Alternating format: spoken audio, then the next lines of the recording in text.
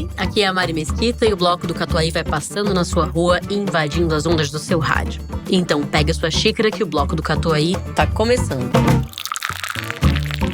Olá, olá, meus pezinhos de Catuai florido. Meu nome é Mari Mesquita e sou eu quem roteiriza e apresenta esse podcast. Por aqui a gente fala sobre café especial e a gente conversa com quem faz dele tão especial assim. Esse é o nosso bordão. E hoje, nós juntos, eu e você, chegamos ao fim de junho. Chegamos também à semana do São Paulo Coffee Festival e chegamos ao último episódio da primeira temporada do Bloco do Catuai. Então eu vou usar esse espaço de introdução para agradecer cada ouvido colado no radinho e cada mensagem bonita que eu andei recebendo do carnaval pra cá. Obrigada, baristas que se identificaram com as conversas. Obrigada, consumidores que me disseram que fazem parte da conversa agora. E um salve muito especial pra quem criou coragem pra dar um passo novo na carreira, porque eu vi uma conversa nossa e foi tão gentilmente me avisar que foi inspirado pelo que a gente vem fazendo. Um salve também para quem faz o abre da cafeteria escutando a gente, para quem regula o moinho, ou para quem cata o café na torra, sela pacotinho, passa cafeza na máquina escutando isso aqui.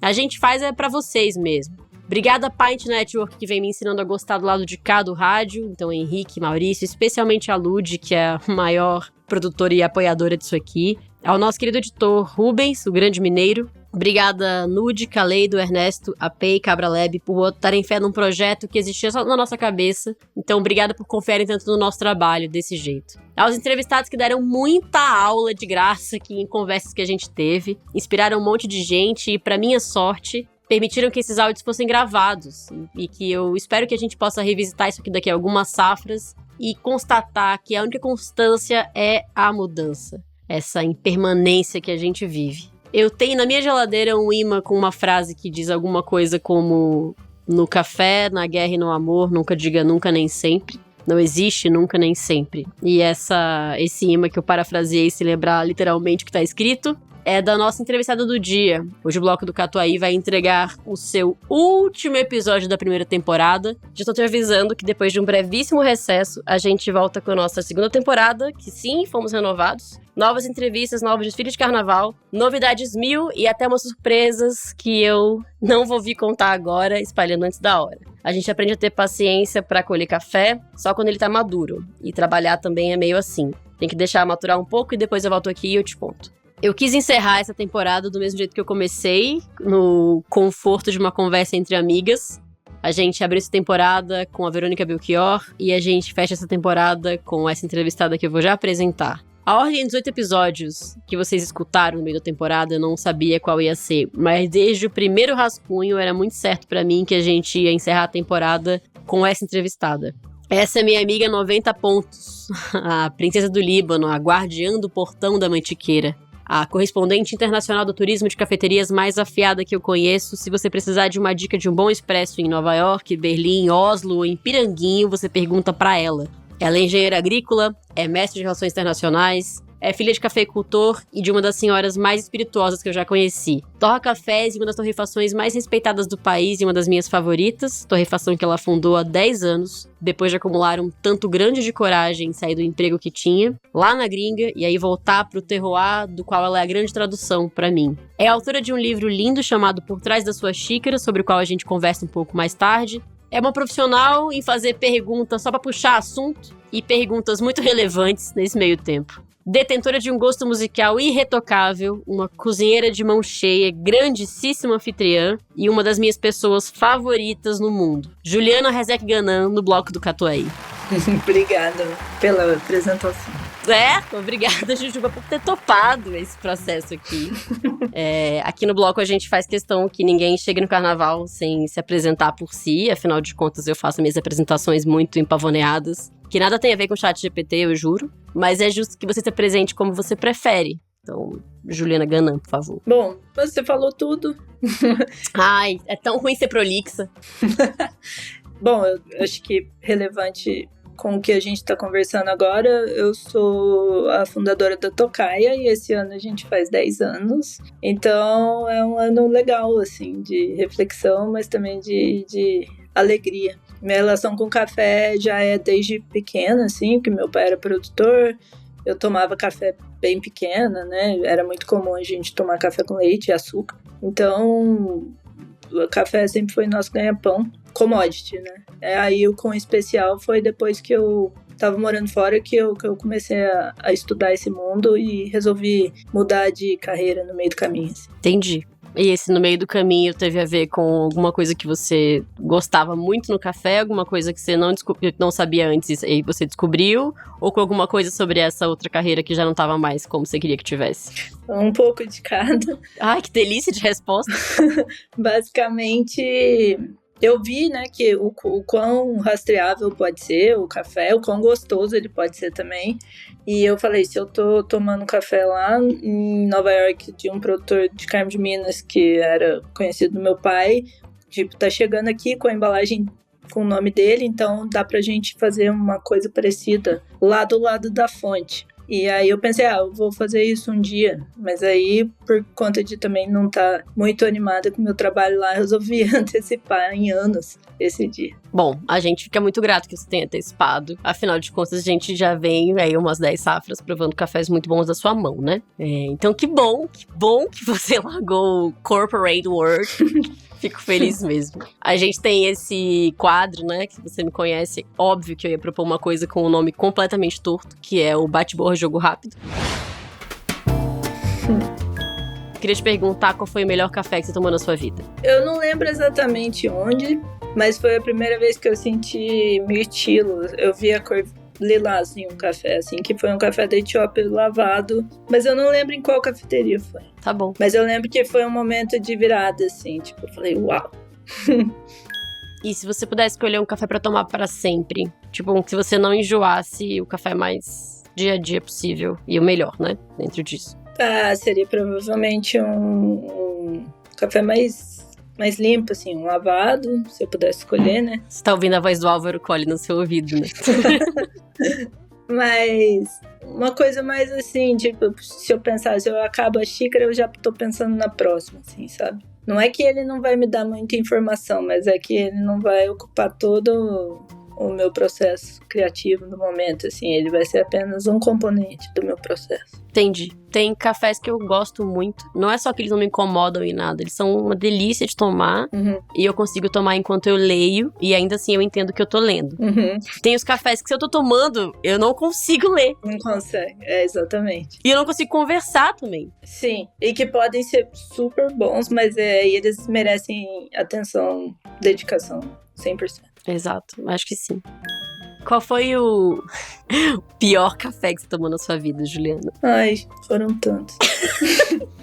Não, foi em Cuba, na verdade, porque eu tava conversando com os torrefadores de lá, das dificuldades que eles enfrentam também para ter acesso à matéria-prima e tal, e para ter acesso à matéria-prima separada, assim, muitas vezes vinha coisa boa e ruim na mesma saca e tal. E aí, essa cafeteria era boa e saindo dela tinha uma muito, muito bonita, com um piso bonito, teto alto, assim, muito linda. E os baristas todos, assim, super bem vestidos e tal. Só que eu peguei o café, foi o pior. Acho que foi esse, porque a minha expectativa era enorme, por conta de eu estar num lugar quase mágico, assim, de bonito. E aí o café, infelizmente, foi... Fica aí essa reflexão. Eu até tirei Não, fica essa reflexão pra basicamente todos os solteiros do mundo, né? Quando vem alguém muito bonito, tem que esperar pra entender o conteúdo.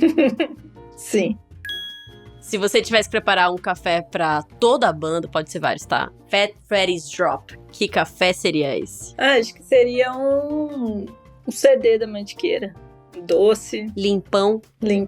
E muito doce, não deixa de ter um corpinho e tal. E eu acho que é mais provável que agrade todos, né? Muito bem. Por que quando você viaja, você faz o jogo das 400 perguntas? Mas é só quando eu viajo? Não, quando você viaja de carro, você faz esse jogo, que são 400...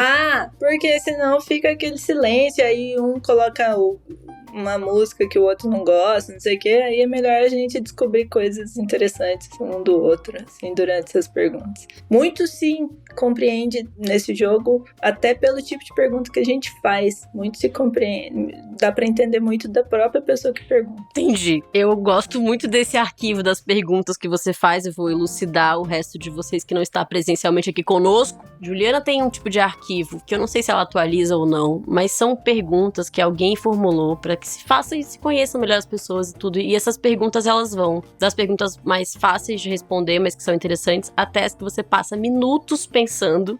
E ainda assim, a resposta que você dá não é a que você queria. E muitas vezes muda, né? Exato. Eu queria ter feito um registro de todas as safras que a gente já passeou, o Caparol, a Mantiqueira, com esse jogo de perguntas aí, pra saber se eu, pelo menos, melhorei um pouquinho como ser humano, as respostas mudaram, etc.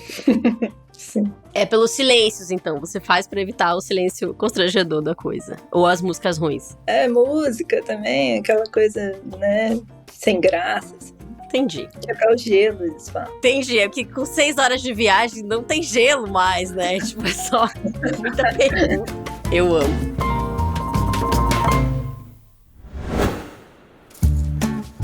Esse aqui é um anúncio direcionado a você que mora em São Paulo. E na grande São Paulo, tá? Essa enorme cidade. Cheia de muitas possibilidades, de coisas extravagantes e maravilhosas. E que anda carecendo muito de tempo. De tempo pra desfrutar das coisas que valem muito a pena. Tipo, pequenos rituais. Para você, meu ouvinte, que vive em São Paulo e que passou a temporada inteira me escutando falar coisas impressionantes sobre a AP e que tá pensando em alugar essa máquina, em assinar esse serviço, mas ainda não bateu o martelo sobre isso, eu te convido a passar no stand da AP, no São Paulo Coffee Festival, para ver essas máquinas ali, ó, de pertinho. Sabe ver com o dedo? Quero ver com a mão, tia. Pois bem, passe lá no stand e troque 2 dedinhos de prova fazendo um test drive com essas máquinas que você pode assinar para ter na sua casa, no conforto do seu lar, sem precisar desembolsar enormes quantias do Viu Metal para comprar um equipamento de precisão para tirar o melhor expresso possível na sua residência. Então não esqueça de dar um oizinho no stand da AP, no São Paulo Coffee Festival, nos dias 26, 27, 28 de junho. Ah, Mari, mas tô vendo esse episódio quando já passou o evento. Querida pessoa, dê um salve no Instagram ou no site da apcoffee.com.br e saia já você desta inércia. Tome expresso bom na sua casa. Você merece.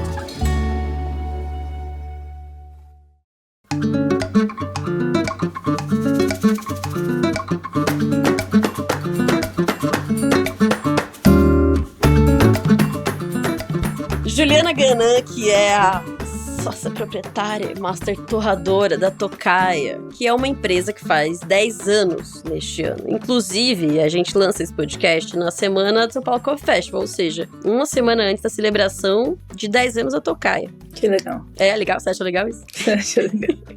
Eu acho legal. Me conta um pouco dessas fases que a Tocaia já passou, que você considera relevantes, e o que você tá imaginando que esses 10 anos, assim, simbolizem. Olha, a gente começou muito pequeno, ainda somos pequenos, né? Mas a gente começou metade do que a gente é hoje, em termos físicos também. E acho que primeiro a mudança grande mesmo, a gente mudou de nome. E depois veio a pandemia, obviamente, foi um baque. Então, a nossa preocupação durante a pandemia era simplesmente continuar existindo, assim. Como a gente vendia bastante para as empresas, a gente começou a focar mais no site também, né? Era um pedaço da Tocaia que a gente tinha o site, já existia, mas a gente começou a prestar mais atenção nisso. Então, a gente saiu da pandemia com a parte do site mais estruturada, assim, com mais clientes consumindo Tocaia diretamente, assim, através de compras online. E depois veio a reforma, que estava realmente muito pequena lá, a gente não estava conseguindo fazer tudo que a gente queria num espaço físico muito comprimido, assim.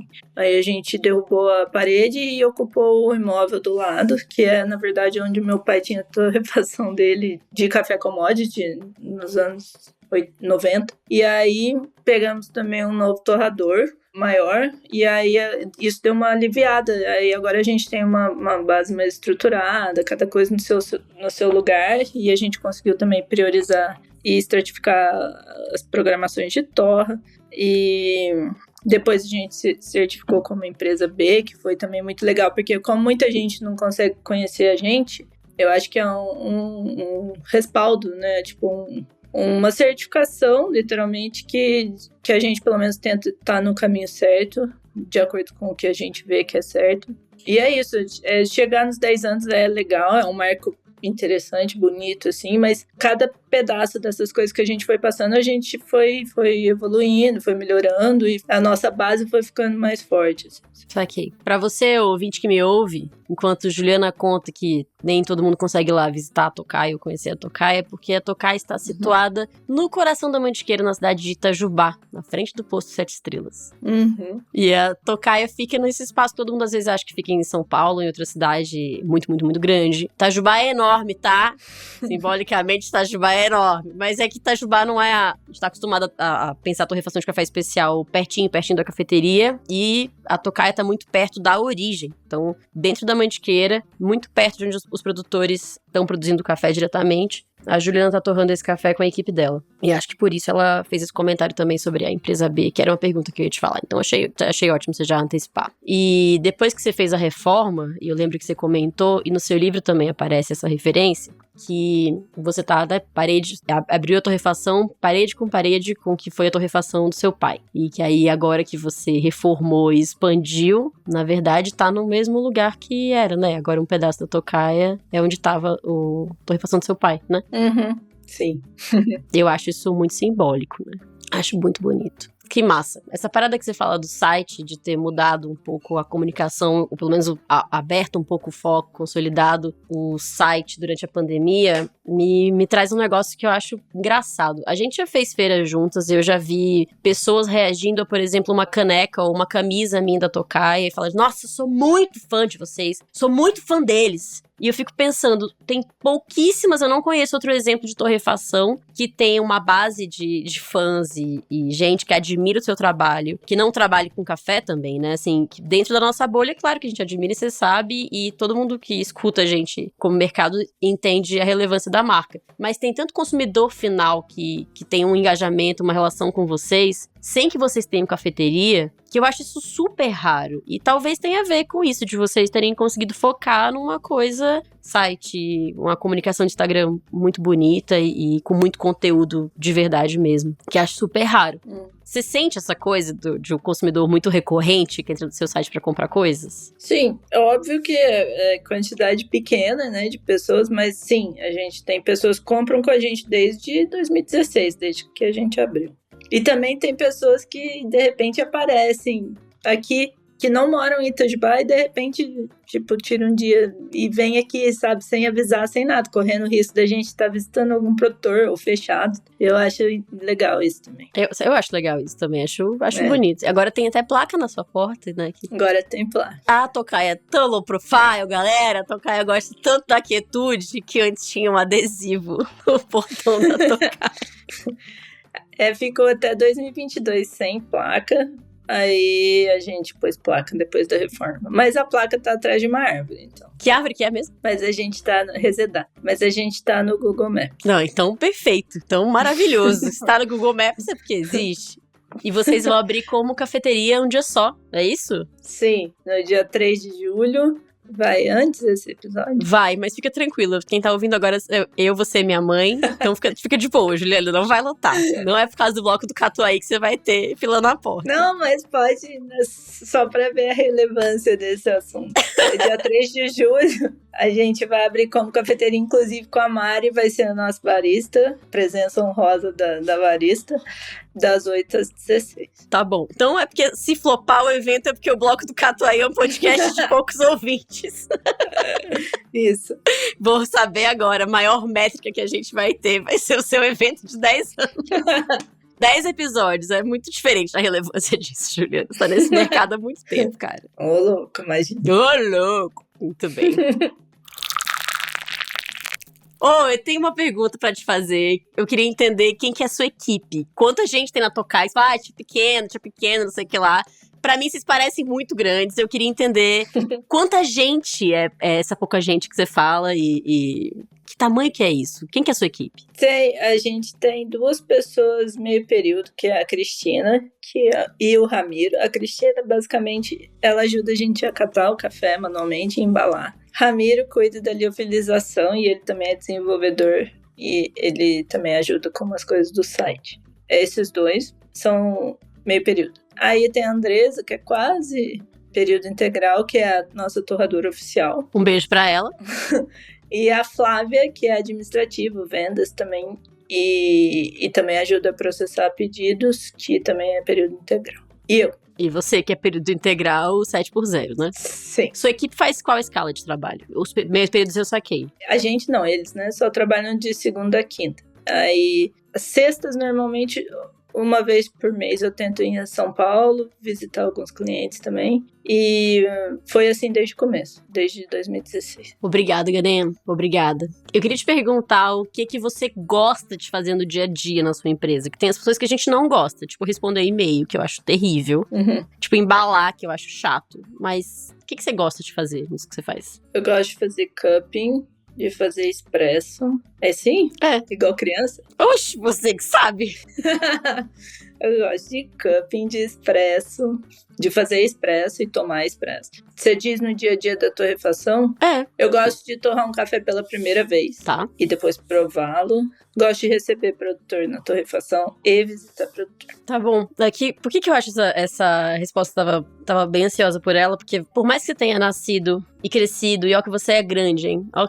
Mesmo que eu tenha uma relação com café desde muito novinha, você já teve uma carreira em uma outra coisa. E você escolheu abrir mão dessa outra coisa pra fazer café, né? Então, tem alguma coisa que na minha cabeça deve ter, assim, aliás, na sua, permeado esse universo onírico do que vou fazer quando eu trabalhar com café, que talvez fosse alguma ação que você realmente faz hoje. E aí eu queria entender do que você gosta, por isso que eu te fiz essa pergunta toda. Ah, sim, se eu pudesse, eu só faria as coisas que eu te mencionei, mas infelizmente... Entendi. A vida não é assim. Sabe a Fafá Jungles, que é de Curitiba? Sei. A gente tinha uma frase, umas safras atrás, que era: eu só queria fazer café, mas preciso. E aí você completa a frase, que era: preciso entender de tubos e conexões, preciso aprender a transformar o sistema em tal coisa, preciso automatizar tal coisa. Sim. Eu só queria fazer café, mas é isso aí. Bom, que bom saber. Pra mim, a sua torrefação, a Tokai, é uma das melhores que a gente tem no Brasil. E eu acho que tem a ver com 3 coisas que você faz que eu acho que são muito boas. Que é a curadoria, acho que você tem uma forma de escolher café preciosa. Uma identidade que você consegue aplicar as torras e a comunicação do que você faz. E a consistência, que é, eu vou comprar um pacote, eu sei o que vai estar dentro dele. E se eu comprar esse pacote daqui a X tempo, eu vou ter uma coisa muito parecida com o que me foi prometida. E isso é ótimo pra mim. Bom, essas 3 coisas são um pouco esse fruto de um trabalho de muita pesquisa, e eu sei que pra você é muito incessante ficar pesquisando mais e mais e mais, uma cabeça que nunca tá muito satisfeita, e ainda assim, segue feliz, né?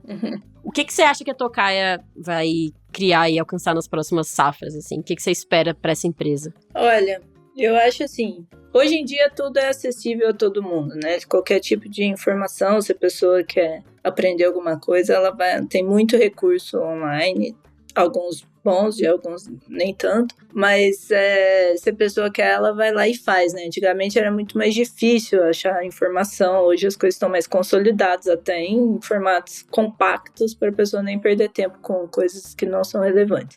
Então, o que a gente espera é continuar conseguindo oferecer cafés que a gente tem uma relação boa com o produtor, um relacionamento bom com o produtor, e também conseguir levar isso para mais esferas, assim, tipo, eu sei que hoje a gente, apesar, esse é um podcast sobre café, então provavelmente as pessoas conhecem já a torrefação e tal, mas levar para lugares ou pessoas que antes não tenham ouvido falar de tal origem, ou de tal método de processamento, ou de tal tipo de relacionamento com o produtor. A gente não tem time de marketing para conseguir fazer isso, mas eu espero que, sei lá, continuando assim, estável e devagar, mas sempre crescendo nesse boca a boca e tentando fazer as coisas certas e tentar levar isso para o maior número de gente possível. Essa coisa que você me falou sobre processos, eu fiquei pensando, eu acho que tem uma linha de cafés que você provoca os produtores, às vezes, a desenvolver coisas novas que eles ainda não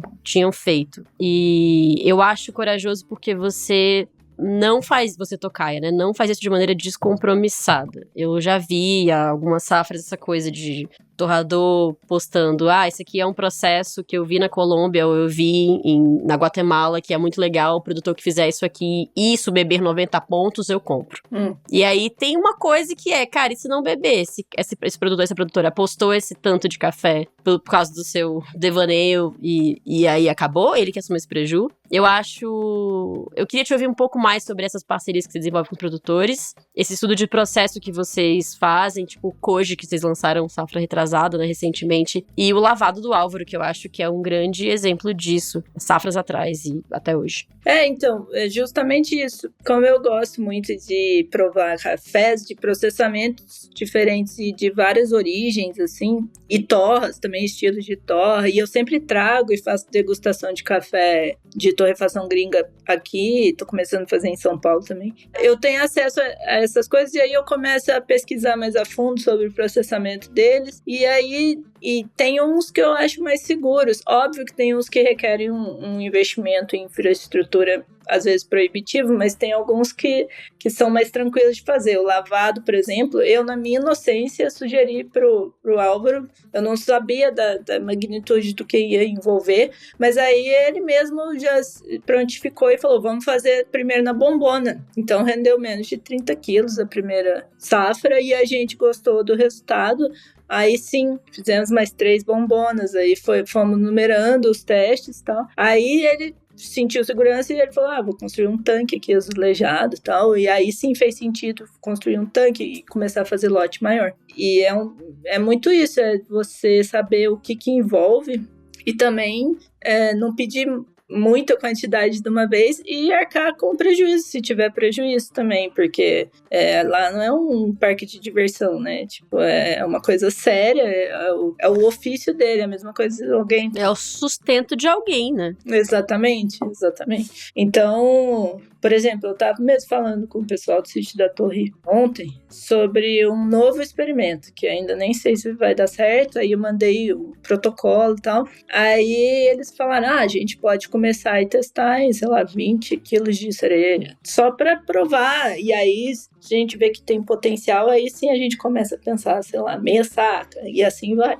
Entendi. Pra você que tá escutando, quando você entra no site da Tocaia, tem os cafés de linha que você consegue olhar e, assim, os cafés vão mudando de acordo com a época da safra, com as compras, e isso é sempre muito divulgado. Tem ali produtor, fazenda, processamento e um pouco descritivo do que você espera encontrar naquele café, ou, sei lá, se você gosta mais frutado, mais ácido, etc. Tudo vai estar ali. E tem uns lotes muito limitados que a Tocaia lança de vez em quando, que são essas raridades que estão em pequeniníssima escala, que assim, a gente sabe, eu, Mariana, sei que não vai ser o café do seu dia a dia sempre, também não é o do meu, mas que vale muito a pena provar, porque frequentemente são ganhos de acesso sensorial mesmo, que você vai ter um registro ali de uma coisa muito útil, que alguém estudou para criar uma coisa nova, enfim. Às vezes é café de concurso também, mas sempre que Tocaia lança esses microlotes que são processos de teste, e assim, ninguém vai te fazer provar café que tá ruim, tá? Se foi pra uma latinha ou pra um pacote, eu te juro que a Juliana provou até não conseguir olhar o outro dia. Comprem, porque é sempre maravilhoso.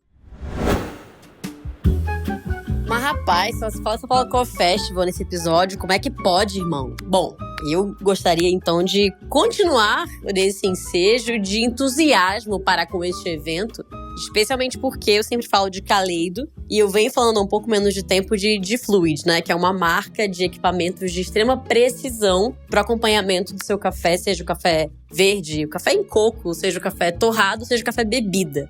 Isso porque a mesma empresa que traz a Kaleido pro Brasil tá trazendo também agora a de Fluid. E eles vão lançar esses equipamentos todos no São Paulo Co-Festival. E eu já peguei spoilers no Instagram e em conversas com eles que fizeram a mim, eu, Mariana, pessoa física. Eu, pessoa que vos fala aqui com o auge do meu entusiasmo pessoal com essa história toda. E vou destacar meu entusiasmo por 2 equipamentos em particular. O Coffee Meter, que é basicamente um medidor de umidade do grão, de atividade de água, de densidade para o café verde e torrado, que pode ser interessante para quem tem torrefação, para quem é provador especialmente. E outro que me interessa muito como barista, que eu acho o top 10 show de bola, que é um refratômetro que cabe na palma da mão e que é lindo, que tem intensa precisão e tempo de resposta muito rápido, para medir percentual de extração e total de sólidos dissolvidos na sua bebida. Para você, barista nerdola como eu, que tá entusiasmado com essas coisas, não deixa de passar no stand da Fluid, que vai estar lançando essa representação no Brasil, e eu já tô muito entusiasmada, tá bom? Não vale por a fila, hein?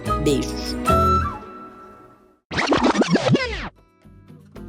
Juliana Ganan, queria te perguntar de um negócio que eu acho que você foi muito pioneira, e acho que a sua empresa tem esse imenso mérito que vocês estão resolvendo o café que eu tomo no avião, né? Vocês lançaram um café instantâneo, um solúvel feito de café de qualidade, com rastreio, e é impressionante a qualidade e o frescor daquilo. Eu já estive em feiras com vocês, já vi uma galera, assim, na minha opinião, né, um pouquinho sem noção, ficar te perguntando nome, número, quantidade, preço de máquina pra tentar fazer igual. E eu acho de uma deselegância que talvez você não ache, mas eu acho chato. O que eu vou te perguntar sobre o desenvolvimento, né, é muito mais pra entender de onde veio sua pesquisa. O que você queria com isso? E entender como é que tem sido a aceitação desse produto, que é muito doido. O instantâneo veio também porque eu queria consumir um instantâneo bom. Já tinha tido acesso a instantâneos produzidos lá fora muito bons. E estava usando isso para viagens e tal. Ou, sei lá, vai ficar no hotel. O café do hotel geralmente deixa a desejar. E aí, para não ter que ficar levando... Eu já fiz isso. Moedorzinho, pedir água quente, não sei o que, não sei o que.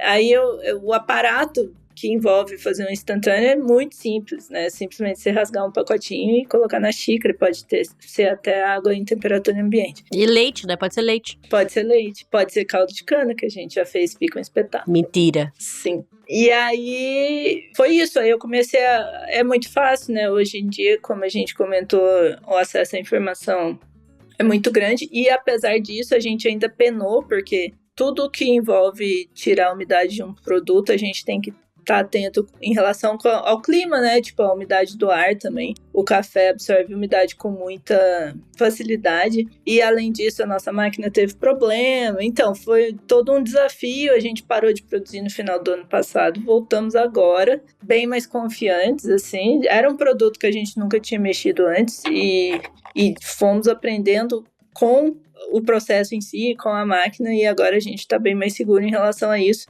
Mas, enfim, ele vai voltar. E é um produto que eu gosto muito, assim. Não é um produto, entre escolher um instantâneo ou um café coado na hora, é óbvio que eu vou escolher um café coado na hora, ou um expresso. Há alguns, tá, querida? Tem muita coisa ruim sendo coado na hora por aí. Isso eu sei, mas eu digo assim, não é, tipo, a minha preferência de processo. É pra quando você não tem acesso ao seu café do jeitinho que você gosta, ele é uma ótima opção, assim. Um café redondo, doce, macio, assim. Eu gosto muito do resultado e eu sou usuária. Eu sou dependente, né? Quando alguém fala usuário, eu sempre penso uma coisa meio aeroportos, área restrita. Eu uso... Como é? Eu consumo ele. É usuária mesmo, é porque graças a todos os programas policiais a palavra usuária ficou um pouco maculada, mas é isso, eu sou cliente, eu sou usuária. Sim. Bom, querida usuária, que bom que vocês voltaram a produzir esse produto do qual sou dependente, que é mais que usuária, eu acho demais. E acho que pro nosso mercado é incrível que você faça isso. Em nome das pessoas que viajam muito, te agradeço de coração. Você, nobre ouvinte, eu já mencionei mais cedo, mas eu vou falar. A Juliana Ganan é autora de um livro chamado Por Trás da Sua Xícara. É isso? Uhum. Eu falo por detrás, às vezes, que é vício de linguagem.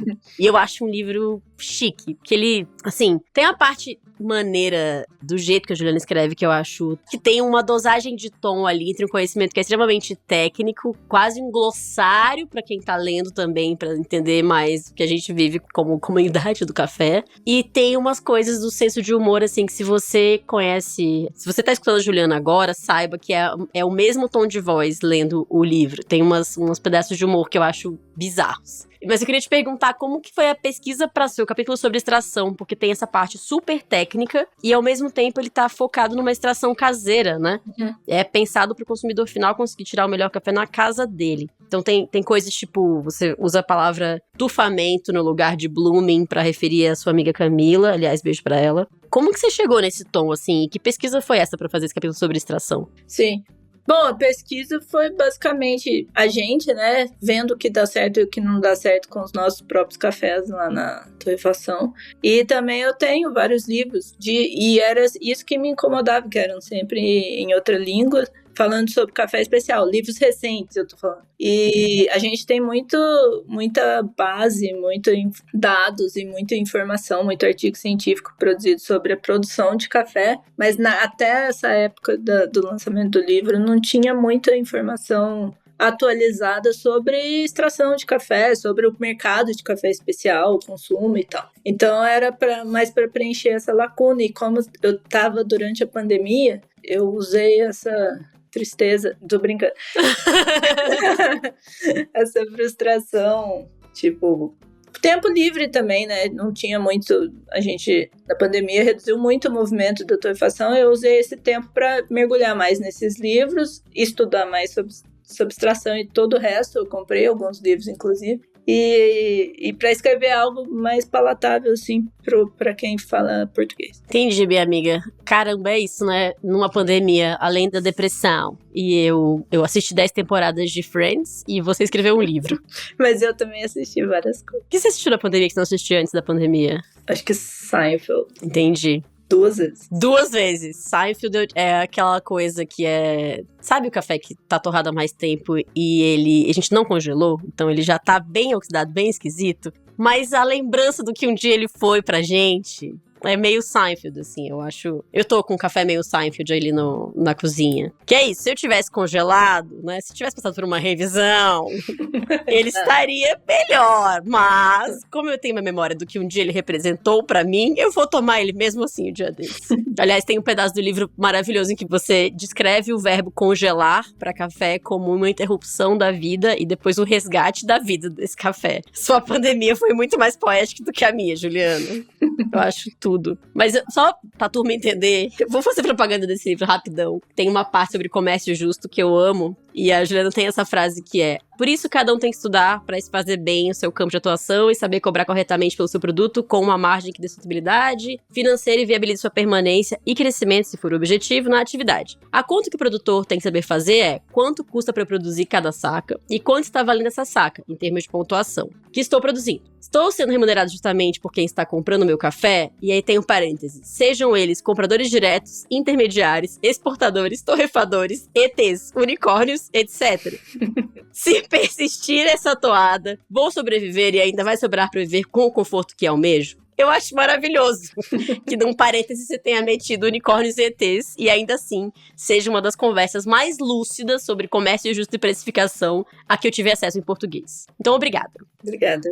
Bom, e justamente sobre esse pedaço do seu livro, que não é essa página, mas tá pertinho, que é Uma Via de Mão Dupla. Você tá muito perto da origem, você é filha de cafeicultor e você é uma torrefação que vende para cafeterias de café especial e para consumidores finais super também margeados do nosso tema aqui. Como é para você você consegue falar um pouco mais sobre essa relação que você tem como compradora, como torrefadora em relação ao produtor rural? Eu acho assim, todo comprador só ganha ao conhecer a realidade de quem produz o que ele compra. Então, tanto para embasamento técnico mesmo, poder planejar logística, estoque, não sei o quê, quanto para ter um pouco empatia o suficiente para poder fazer manobras aí no estabelecimento dele que também deem uma certa ajuda, assim, uma mão lava a outra, né? A mesma coisa para os produtores. Eu acho legal os produtores conhecerem a realidade da torrefação. Tipo, o ano passado, que a gente teve aquela alta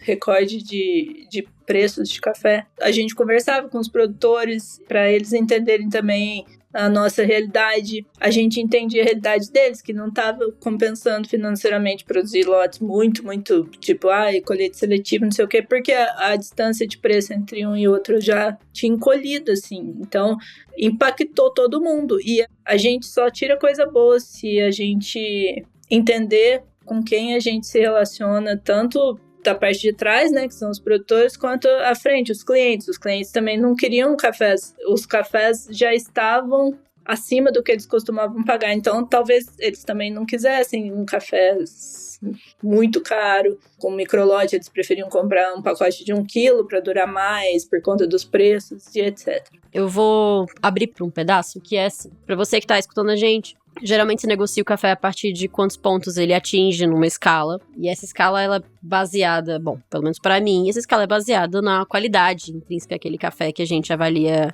a qualidade da acidez, intensidade da acidez, doçura, corpo, finalização, que mais, Juliana? Ausência de defeitos, homogeneidade daquele lote, uniformidade daquele lote. Uns 10 critérios, tá, pessoal? Num protocolo que vigorou durante muitos e muitos anos, que é o que a gente formulou como indústria por aí, várias safras. Enfim, a gente compra o café pela qualidade dele, qualidade sensorial. Mas não é... Aliás, a gente precifica ele assim, né? Mas não é assim que a gente decide necessariamente a compra por ela mesma. A gente também analisa outras coisas, né? Com certeza. No seu livro, que, cara, eu juro, eu fui reler ele inteiro essa semana e é muito bom. Tem esse pedaço que você fala que quando você vai visitar uma fazenda de café, que é uma coisa que você acabou de me dizer que você adora, a última coisa sobre a qual você faz perguntas é o café. Uhum. Que você quer saber um monte de coisa do produtor. Uhum. Justo. Por que você faz esse tanto de pergunta, na real? Se o que vale pra gente seria só o gosto dele. Mas, assim, óbvio que a gente gosta de café gostoso, mas... A gente chegou num ponto que a gente prioriza também relações de trabalho, impacto ambiental, como é a visão do produtor sobre o mercado de café, se ele está lá só para extrair, ganhar dinheiro a todo custo, ou se ele está para o longo prazo, seja em época de baixa, em época de alta, qual que é a história dele com o produto em si. E com o solo, né, que é o que dá o produto para ele. Então, tipo, é uma relação mais extrativista ou mais pensando no planejamento de longo prazo. Enfim, uma série de coisas. E a maioria das vezes isso aí reflete na xícara também. Não que já não tenha acontecido, mas a maioria das vezes reflete na xícara. A gente costuma comprar bons cafés de pessoas que pensam de maneira consciente sobre tudo, assim. Mas, óbvio que tem umas coisinhas por aí, né? Tem. Era isso. Obrigada, eu acho que essa pergunta eu tava bem ansiosa pra te fazer, pela lucidez que eu sei que qual você lida com isso.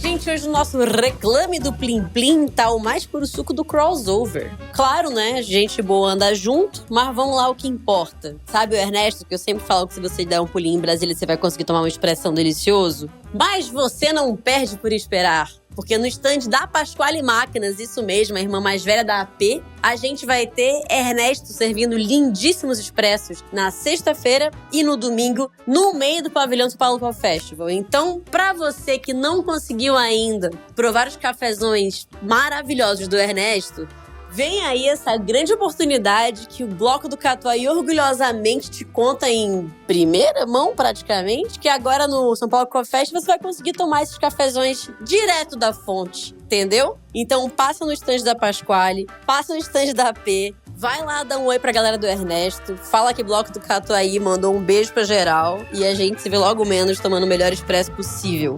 Beijo! Essa coisa do ponto, né, de falar, se a gente compra café que tá ali a 83, 84, 86, 90 pontos e tal. Acho que ano passado a gente teve uma conversa, eu, você e mais gente também, sobre esse receio de que, com a alta que a gente teve, o custo recorde, o preço recorde do café, fosse mais convidativo para quem tá produzindo, fazer um monte de lote de 82, 83 e um lote caríssimo de 90. E a gente, que consome 86, cadê esse café, Juliana? Você tá com medo também? Porque às vezes eu tô com esse medo. Sim. De que o 86, que é o café que eu consigo pagar e é maravilhoso, esteja cada vez mais raro. Sim, porque tá chamando muita atenção, principalmente eu acho que dessa nova geração. Eu tenho 300 anos, né, falando isso. Tá chamando muita atenção esses processamentos e leveduras e não sei o que mais. E eu não descarto, né, a importância que isso tem de levar o nome pro produtor. Eu acho que o produtor, se é seguro e se para ele tá dando um retorno financeiro, ele tem mais que fazer o que ele acha que é bom pra produção dele. Mas esses cafés, tipo, limpos, doces e assim, que estão ali no meio realmente estão sumindo, e quando a gente acha, eles estão menos acessíveis do que antes, porque virou um pouco uma demanda de mercado, né, esses cafés mais aventurosos, assim. Só que... Super fermentado, você fala, é isso? Tá, não tem problema, eu que tô falando. Mas, e óbvio, tem essa procura, mas não é todo mundo que vai consumir, e quem consome não vai consumir ele todo dia, entendeu? Então, eu tenho medo só... Eu vi alguém escrever isso, acho que foi a Verônica mesmo, compartilhou algo comigo, que talvez esses do meio Tipo, o produtor meio que vai abandonar eles, porque não compensa muito, entendeu? Ou ele faz esse salto gigante pra uma coisa mais super fermentada, ou ele produz o basicão mesmo e vende bem de qualquer forma, né? Entendi. Ah, legal, bacana, promissor. Super. Querido produtor rural, eu não represento nada na sua conta no final do mês. O meu consumo de café não é suficiente nem pra justificar o custo que você tem com o adubo. Mas estou aqui, poderia estar matando, poderia estar roubando, mas estou aqui lhe fazendo uma prece. Pra que não deixe de fazer aquele CD 86, só, Sim. sabe, o café de segunda a sexta ali, ó.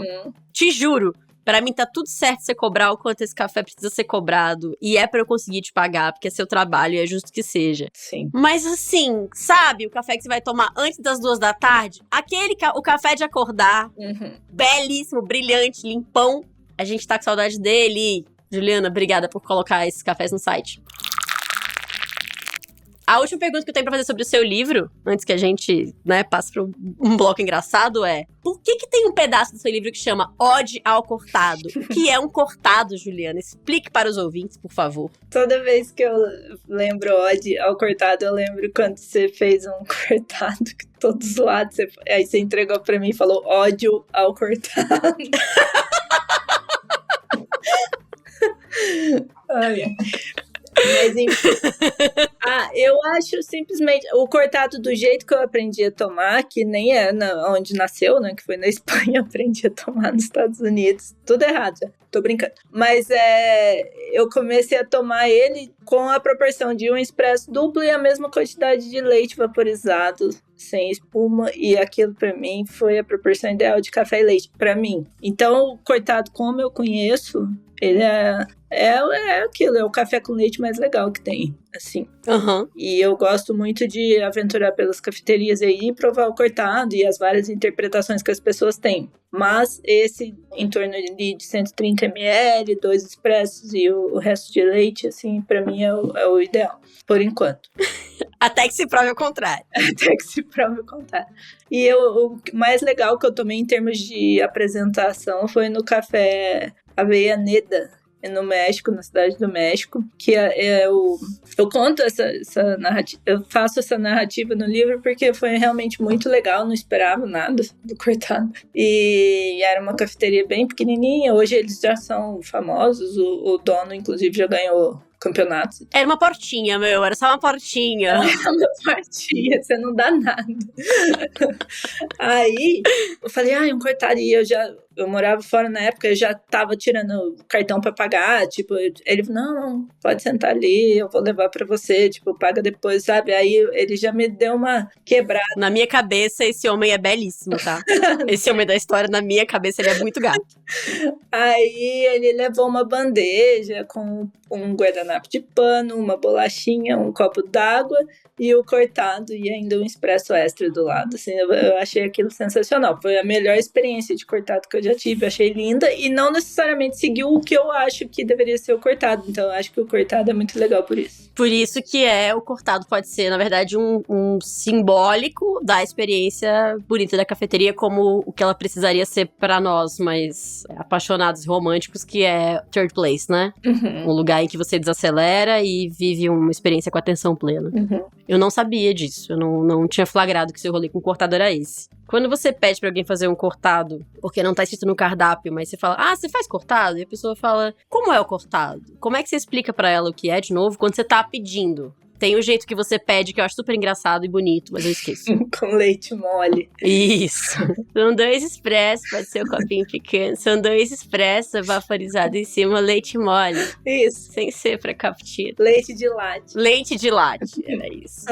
Tá bom, baristada que está ouvindo, por favor, procurar na internet, mas é o leite mais mole. Se você consegue fazer os desenhos de latte art com traço mais fino, é porque você chegou no leite mole, parabéns. Do mesmo jeito que você chegou nesse leite com tracinho mais fino e você fez o traço mais fino, é porque não é um cappuccino também, porque esse leite tá mole demais pra ser um cappuccino. Então, Tribunal de Pinúsculo, as causas do dia. Dureza do leite. Sim.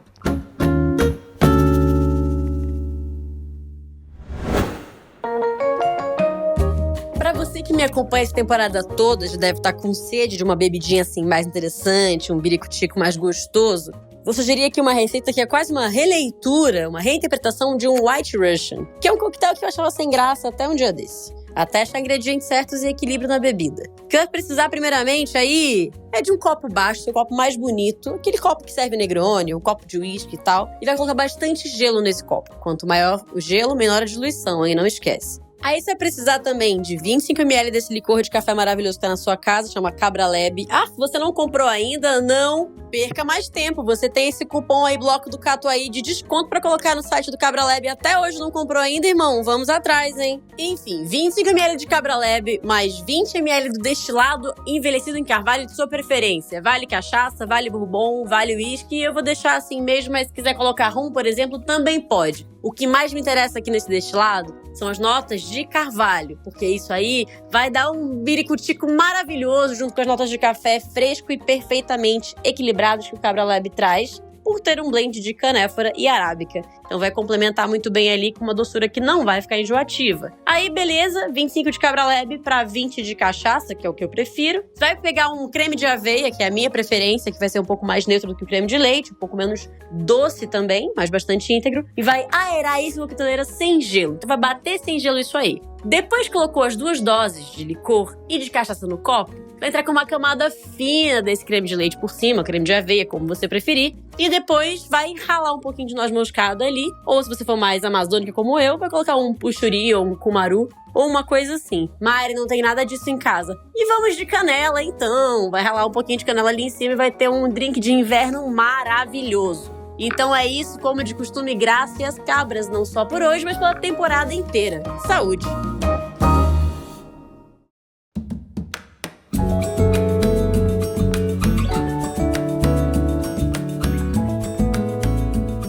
Juliana Gandan, como é que a gente encontra sentido no nosso trabalho cotidiano no meio de tudo isso que está aí, nesse mundão de meu Deus? É uma pergunta difícil, mas é aquilo, né? Por exemplo, no nosso caso, que trabalhamos com café, quando você toma um café que você conhece a trajetória dele desde o comecinho, aí você finalmente vai tirar um expresso da primeira torra dele, do café que acabou de chegar, aí ele arrepia os pelinhos do seu braço, aí você fala, isso aqui tá dando certo, nada mais tá, mas isso aqui ainda tá dando certo, ainda tá arrepiando os pelinhos do braço, então vamos continuar. Entendi. A outra pergunta que eu queria te fazer, você que viaja bastante, que tá sempre nas feiras internacionais e conhece bem os cenários por aí, o que você acha que precisaria acontecer pro resto do mundo conhecer o café brasileiro mais pela qualidade também? Que a gente tem essa imagem muito ligada a grande produtor de café especial, de café do mundo, então grandes quantidades, mas a gente prova cada coisa brasileira dentro do Brasil que eu flagro que às vezes quem tá de fora, ali fora das nossas fronteiras, não sabe que a gente faz coisas tão espetaculares com café aqui. Aqui que a gente deveria acreditar essa responsabilidade de mudar essa imagem. Eu acho que já tem, né, algumas torrefações que acabam comprando microlote e deixando como protagonista uma origem única do Brasil, sim, mas realmente são poucas. E para ser sincera, com essa questão, esses novos tipos de processamento, eu tenho a impressão, eu não sou produtora, mas eu tenho a impressão que hoje em dia para você se destacar, ou pelo menos para ganhar notoriedade, você tem que ter alguma coisa muito louca acontecendo, e a partir daí você consegue introduzir os seus lotes mais corriqueiros, né, vamos falar assim, no mercado.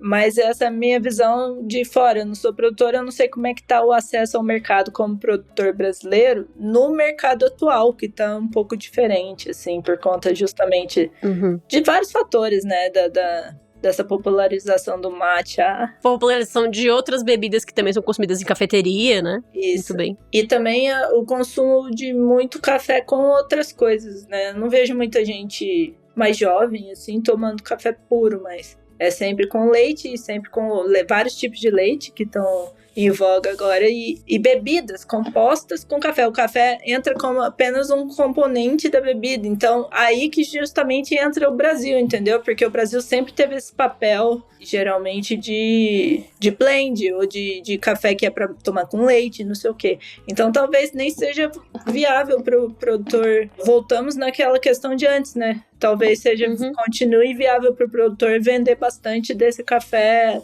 que vai ser misturado com leite, vai ser extraído no expresso ou vai fazer parte de um blend. Só fiquei pensando nessa... Eu acho que é muito comum a gente pensar em movimentos atávicos, que são esses movimentos que pulam uma geração e voltam. Que a gente, passou algum tempo descrevendo o movimento que a gente vive como terceira onda do café, em que a gente tem um foco e uma estética que é essa que você, ouvinte, conhece dos cafés que você frequentou nos últimos 10 anos. E se a gente tá pensando no café como um coadjuvante aqui, ou como uma primeira desculpa pra alguma coisa que ele vai acompanhar e tal, é esquisito pensar que a gente tá voltando pra uma segunda onda em que todos aqueles frappuccinos da Starbucks com 35 xaropes prontos e muito gelo aconteceram. Eu acho que tem muita dignidade em bebidas compostas com café. Eu acho que dá pra fazer coisas muito impressionantes. Eu não sei a escala em que se pode fazer isso, e eu sei que sai muito mais caro fazer qualquer bebida composta, com ou sem café, com ingredientes de qualidade e procedência. Eu sei disso porque a gente faz muita coisa com chocolate, né? E, a qualidade de chocolate é, assim como no café, muito ligada à qualidade da origem.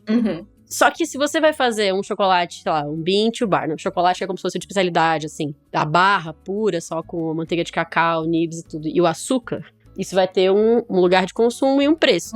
Se você vai fazer uma versão do bis com esse tipo de chocolate, o que você consegue vender isso como escala é outra história. Então, essa sua frase de resposta a uma outra pergunta me fez abrir outras várias que eu precisaria te chamar em outro momento, só pra gente entrar. Mas eu achei legal a gente se encaminhar quase pro final com essa provocação, assim. Me deu um pouco de medo, mas ao mesmo tempo foi bom ficar pensando nisso. Pra isso que tem que servir, né? Afinal de contas. Juliana, você acharia legal em algum aspecto que a gente pudesse importar café cru de outras partes pra torrar aqui? Eu acharia. A gente provar uns quenianos legais, uns etíopes legais, né? Sim, eu acharia. Eu nunca torrei. Torrei quando eu fiz curso lá fora, no Quênia, mas eu nunca torrei aqui no Brasil. Gostaria. Afinal de contas, você é uma pessoa muito ligada às leis, né, querida? Então, como a gente não pode importar café cru, a Juliana nunca torrou café cru aqui no Brasil. E realmente, é sério, não é sarcasmo, não. A gente não pode, tá, galera, por motivos protecionistas e de muito receio em relação a pragas e outras coisas que o café cru possa trazer pra dentro do nosso mercado. Imagina a gente dizimar lavouras porque a gente comprou uma saquinha que a gente queria muito e ela, sei lá, não passou por alguma vistoria. Ia ser horroroso. Então a gente não pode importar café cru de outras partes. Só que a gente fica sem o repertório disso.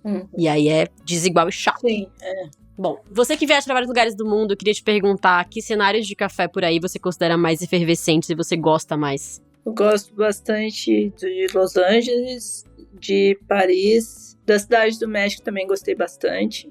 Istambul eu gosto, não necessariamente porque todos os lugares vão ter um cafezão, assim, mas eu gosto da cultura de café lá. Que é milenar, né? A pergunta que eu vou te fazer não é quais suas cafeterias favoritas, porque eu acho essa pergunta um pouco tosca, mas eu ia te perguntar... tem uma que eu quero que você fale, que é a cafeteria de Beirute, que você acha maravilhosa, todo mundo devia saber mais sobre ela. E eu queria que você descrevesse sua cafeteria ideal. E eu não tenho problema com a quantidade de detalhes, não, você não precisa me poupar, porque eu sei que você sempre fala sobre música e cor de parede, então eu acho ótimo que isso esteja incluído. A cafeteria ideal pra mim é que eu entre e não me sinta inadequada. Qualquer pessoa entre e não se sinta inadequado ou que não pertença lá. Posso escolher playlist? Pode. Não, tô brincando. Pode ser qualquer playlist, contanto que não seja muito alto. E eletrônica? Pode ter música eletrônica? Você acha que é pra ter música eletrônica? Eu não gostaria. Não seria ideal pra mim, mas com certeza pra alguém seria. Mas é você que é entrevistada, Juliana. E que tire um ótimo expresso, porque são raras as cafeterias que conseguem fazer isso. Tá bom, mas talvez música anos 70, então. Sim. Então tem. E que tenha uma varandinha, que pega um solzinho e tal. Horário de funcionamento, você sabe isso? Abre às 7. 7 da manhã. Ué, você não mandou eu sonhar? É pra isso que eu tô aqui, eu quero saber disso, entendeu? Em que cidade você abriria essa cafeteria? Não, eu não quero abrir ela, não. Não, que cidade você abriria? Eu também não quero que você abra, eu gosto que você seja feliz, não precisa abrir cafeteria. Mas onde você abriria essa cafeteria? Que cidade que ela estaria? Pode ser aqui, Itajubá mesmo. Itajubá? Tá bom, muito bem. Vai ter pão de queijo e broinha? Pão de queijo, broa, vai ter bolo de pistache às vezes. Todo dia eles iam falar, hoje tem isso, entendeu? Entendi. Sobrou não sei o que, hoje tem isso, entendeu? Ótimo, beleza. Gostei disso. Gostei mesmo. Chique. Pô, eu frequentaria uma cafeteria que você abrisse em absolutamente qualquer cidade do mundo. Sério mesmo. Fala, meus cremosos, meus nuders. Como não poderia ser diferente, a Nude vai estar naquele mesmo bate-local no stand F41, primeiro andar ali do pavilhão da Bienal do Ibirapuera, nos dias 26, 27 e 28, ou seja, durante todo o São Paulo Coffee Festival. E eu vou estar lá fazendo cappuccinos todos os dias, em horários específicos do dia. Tô muito ansiosa para encontrar vocês pessoalmente. A gente preparou um stand cheio de novidades muito cremosas, coisas inovadoras e receitinhas muito fora da caixa. Então esse ano a gente vai com muitas novidades e com os nossos ortodoxos e perfeitos, indefectíveis cappuccinos. E matcha latas, por que não? Vamos estar lá colocando nude em tudo que é possível. Beijo pra você e até logo menos.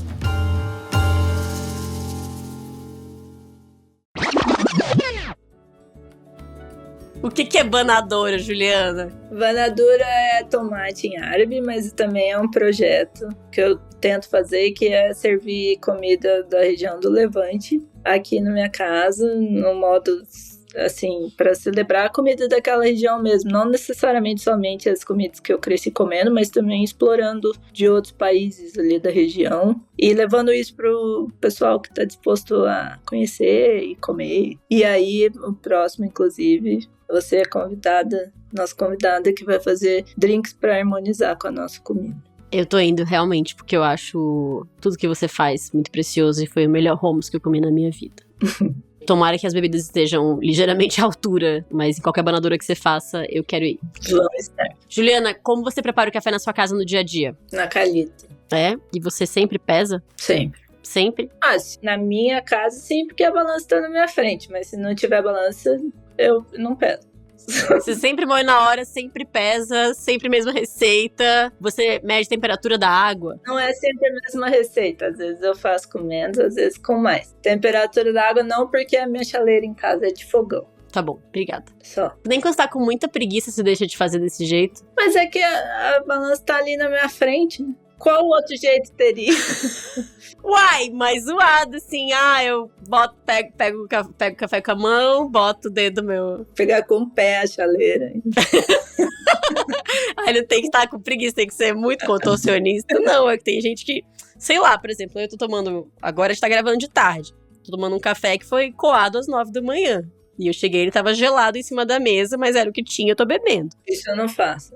Você tem dignidade, né, Juliana? Mas às vezes, assim, acontece de eu esquecer o blooming, tufamento e tal, deixo lá 2 minutos e meio, aí eu volto correndo, aí eu ponho tudo uma vez e tomo. Isso acontece, mas tipo, o café extraído faz muito tempo, se não tiver na térmica, eu procuro evitar. Entendi, mas você prefere um café que estava numa térmica super oxidada já, aquela térmica que já deixou a memória dela no café, ou um café que esfriou? Você prefere morrer queimado ou afogado? Tô brincando.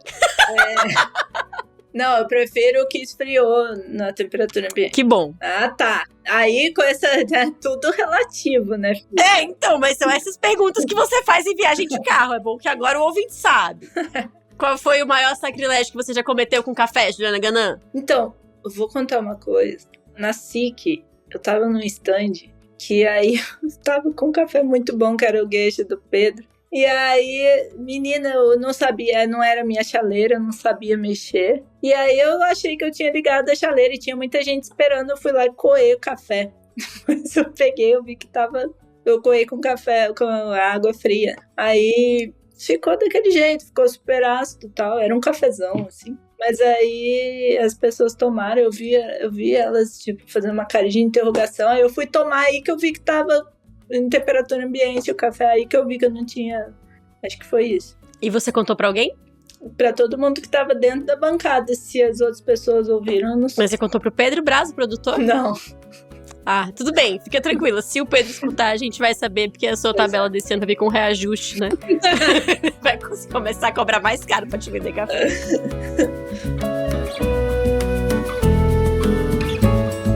Juliana, eu tava muito, muito nervosa pra te trazer no bloco do Catuai, porque eu contei pra você quando me convidaram pra fazer esse projeto e eu tava muito apreensiva. A gente sempre fala sobre o trabalho e sobre todas as outras coisas da nossa vida, afinal você é uma das minhas melhores amigas. E como você é alguém que eu admiro muito no meu trabalho, Eu tava nervosa de te entrevistar porque eu, não consegui nem escolher as perguntas que eu queria que todo mundo soubesse tudo que você faz.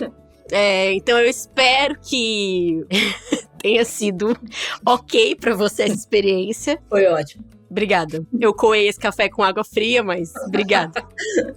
Obrigada por ter topado. Pra mim é realmente muito importante encerrar essa temporada que me deu muito ganas, muita vontade de fazer com essa conversa. Eu tô muito honrada de você ter topado mesmo, assim, de verdade. E eu vou estar presente aí nos 10 anos da Tocaia, nos 20, nos 30 e no seu aniversário de 50 anos, que é daqui a bastante tempo, tá bom? Obrigada. Obrigada eu. Foi uma honra e um prazer meu, imagina. Que isso, obrigada pelo convite. Obrigada demais por ter topado. Queridos ouvintes, essa conversa era o maior presente que eu podia receber e ao mesmo tempo compartilhar com vocês. Obrigada por terem acompanhado o Bloco do Catuai durante esses 10 episódios do Carnaval até o final de junho. A gente vai fazer um brevíssimo intervalo, assim, galera, o tempo de um expresso. E aí a gente volta em novas quartas-feiras com novas conversas legais. Aqui no Bloco de Carnaval, que fala sobre café e quem faz dele tão especial assim. Eu sou a Mari Mesquita, esse podcast é produzido pela Pint Network e com o apoio de patrocinadores que a gente se orgulha muito em ter. Esse é o Bloco do Catuai. Obrigada pelo ouvido de vocês e até mais.